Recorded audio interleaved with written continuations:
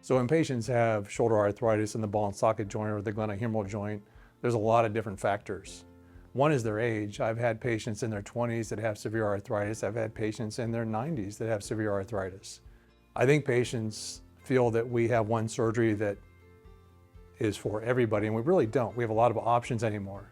For the younger patients or active older patients, I do a shoulder resurfacing, which resurfaces both sides of the joint, and actually patients don't have restrictions afterwards.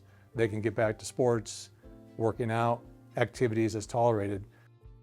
If you go to a conventional shoulder replacement, or now they're stemless, where we don't put big stems in the bone, those have a little bit more of a restriction, but they work well also. Those are for if you had somebody with a little bit more bone loss, somebody you couldn't do a resurfacing in, somebody had a little bit more bone defect, we have to make that up with the implant. And then if somebody doesn't have a good rotator cuff, we start looking at reverse shoulder replacement. Now how they differ is when you have a normal shoulder or ball and socket, the rotator cuff holds the ball in the socket so it can move and function. Well, when the rotator cuff is bad, the ball doesn't really stay in the socket.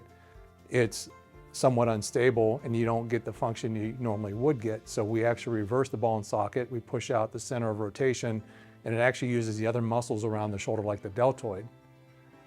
It does come with some limitations, but with patients that have very little function, it works well. A lot of times, patients that have had multiple surgeries, irreparable rotator cuff tears, it's the only thing really that's going to give them pain relief and function back.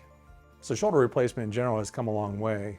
It's really increased function, decreased pain for patients. It's typically done as an outpatient procedure. Patients go home the same day. They usually start therapy within a few weeks, and it really has been successful in getting their pain relief and getting their function back.